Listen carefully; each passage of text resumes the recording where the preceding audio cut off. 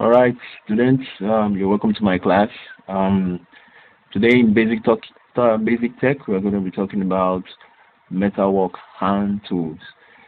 Please note that your notes and materials have been uploaded on the parent platform, so you can download your notes and write. Okay, let's kick off. Now, today we're going to look at some hand tools that are made for metalwork. Now, just go with me. Hand tools is a tool held in the hand and operated without electricity or other power. Some hand tools used in metalwork include hammers, punches, screwdrivers, sockets, chisels, hacksaw, files, wrench, and snips. Now, like I said before, we have the hammers, which of course is familiar. We'll go through it. We have the punches.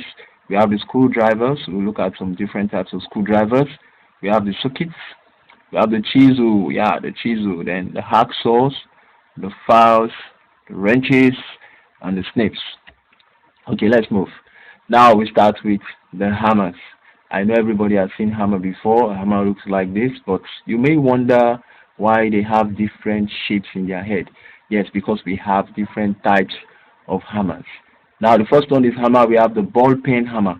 Now this is used for bending and shaping metals and fitting rivets. As you can see it here. Most of you have seen this hammer, but if you've seen this hammer, you know if it has this strong fat corner and a very small one by the side, you call it the ball pen hammer. Then we have the next one, which is the mechanic's hammer.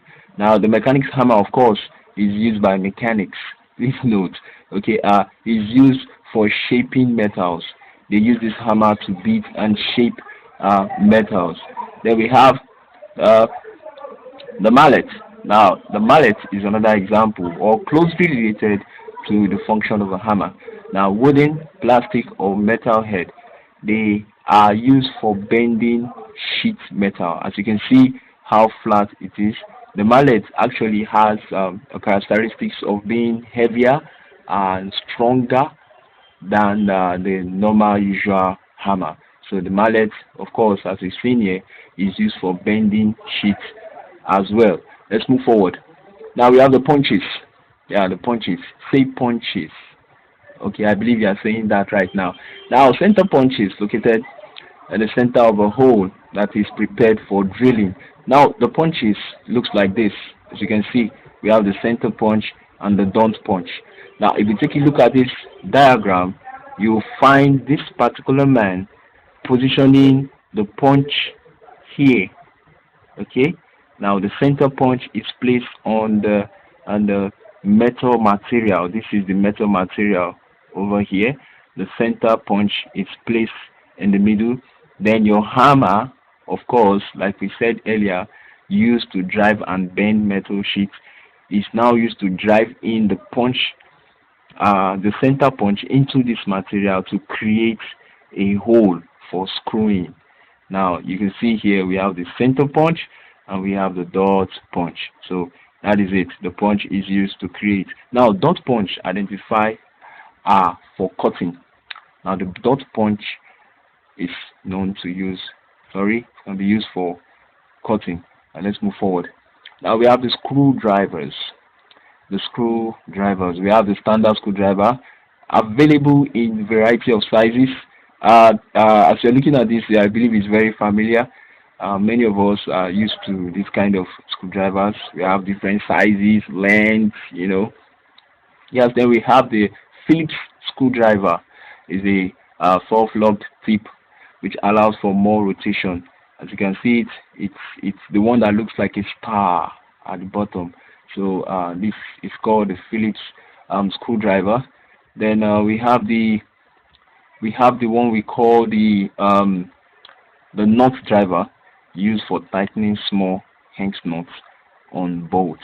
Remember that these screwdrivers are actually used to screw in nuts. They're actually used to screw in nuts. Okay. You even on wood materials, metal materials, most of our electronics. By the time we want to, pull off the back of maybe the battery of something, we make use of either the standard screwdriver, the Phillips screwdriver, or the North screwdriver. Let's move forward. Now we have the sockets. Yeah, the sockets. This socket. You may not be familiar with this, but most mechanical engineer are. The socket is made of different screw bolts that are used to unscrew things like the bolts of tires, bolts on bridges, and so on and so forth. Bolts on even your, your domestic generator. And sometimes when you call your mechanic man to repair your gen, it comes with a box which has a lot of sockets. Now these sockets are different sizes and shape that allows you to unscrew and screw, nuts in to hold two metals together, or you can use it to unscrew the metals away. So these are tools used to screw or unscrew the nuts. Now let's move further. We have the chisel. Yes, we have the chisel. Now the chisel is used for cutting through or shearing mill steel and non-ferrous metal. We remember we have two types of metal. We have the ferrous metal and the non-ferrous metal. Now this chisel is used to shear or cut through metal materials. Now let's move forward.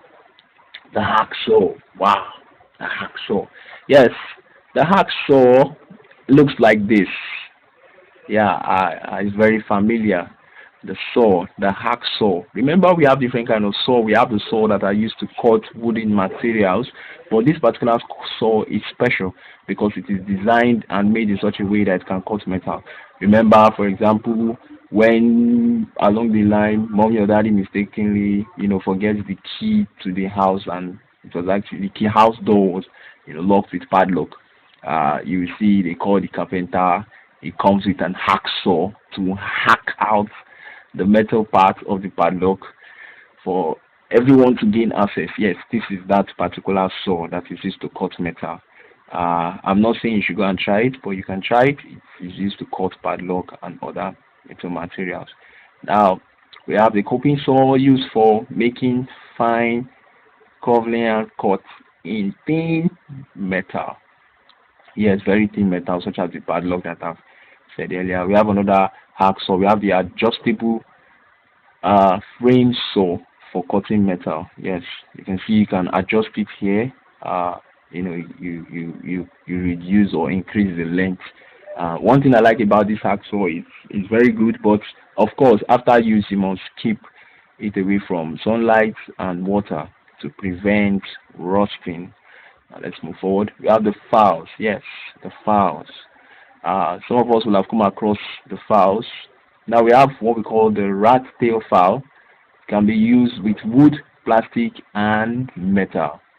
We have the metal file, has very fine teeth for the use on metal. Now you can see this. This is a rat tail file. Beats me. I wonder why it was called rat tail, but maybe because the metal side is longer. That is why. So please don't ask me why it was called rat, though I'll make research on that. We have the next one, the metal file. This one is basically used on metal only, unlike the rat tail file that can be used for wood, plastic, and metal as well. And the metal file is used for metal only. Let's see common shapes: flat, mill, square, half round, round, three square, triangular, common, coarseness, cut,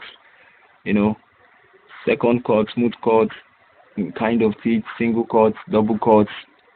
This metal file can be used to do all these things. Let's move forward. Yeah, we have the thin snip. Yeah, they actually look like scissors. Yes, I know they look like scissors, but they do more than scissors. We have scissors that are used to cut clothing materials. We have the ones that are used to cut papers. We have the ones that are used to cut sellotapes. But these ones are actually used to cut metals. Okay. There are four types that are available. We have the regular straight snip, curved, left and right snip, and duck bill snip. Now, please, wherever you see this type of snip, which of course I might want to call it a type of scissors because of the way the shape is, It's actually called a snip that is used to cut metal. Now we have this one here also, available in straight, left, or right. Compound action makes cutting easier, and the jaws are usually separated, also called compound snips. So these are called compound snips. They are used to cut metals. You see engineers using it to cut some simple copper wires or simple silver wires, bounding wires and so on and so forth. The bounding wires are actually used to hold wires together. Okay, let's move forward. We have the wrenches. Yes, very familiar. A wrench is a tool used to provide grip and mechanical advantage in applying torque to turn objects. Now, you see this particular tool that is here. Very simple. This particular aspect is the adjustable area, and this is where you clip in what you used to grip or hold any metal you are about to cut, or you are about to unscrew the knot if it's very tight on the metal. Now, by placing the metal in here, you can adjust it to the metal size and grip it properly for it to be firmly, so you can cut uh, the material using your hacksaw, or you can lose the metal material using your screwdriver or whatever hand tools you want to use.